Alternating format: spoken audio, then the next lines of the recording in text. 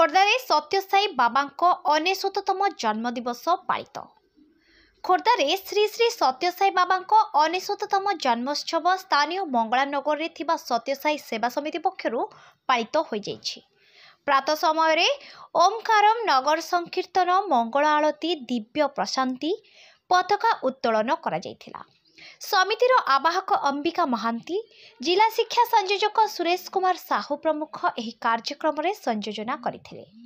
ବାବାଙ୍କ ଜନ୍ମ ଉତ୍ସବ ଉପଲକ୍ଷେ ମହାଗଣପତି ପୂଜା, ଷୋଡ଼ଶ ଉପଚାର ପୂଜା, ହୋମ, ବେଦପାଠ, ଭୋଜନ, ଆରତୀ ପ୍ରଦାନ, ନାରାୟଣ ସେବା କରାଯାଇଥିଲା। ସନ୍ଧ୍ୟାରେ 99ଟି ପ୍ରଦୀପ ପ୍ରଜ୍ୱଳନ, ଭଜନ, ସତ୍ସଙ୍ଗ ଏବଂ ବାଲ ବିକାଶ ଛାତ୍ରଛାତ୍ରୀଙ୍କ ଦ୍ୱାରା ସାଂସ୍କୃତିକ କାର୍ଯ୍ୟକ୍ରମ ଆୟୋଜିତ କରାଯାଇଥିଲା। ଏଥିରେ ସମସ୍ତ କାର୍ଯ୍ୟକ୍ରମ ସମିତିର କର୍ମକର୍ତ୍ତା ସୁନୀଲ ବିଶୋଇ, ସାଗରିକା ପଟ୍ଟନାୟକ, ମନୋରମା ସାହୁ, ପଠାଣି ପଟ୍ଟନାୟକଙ୍କ ଦ୍ୱାରା ପରିଚାଳନା କରାଯାଇଥିଲା।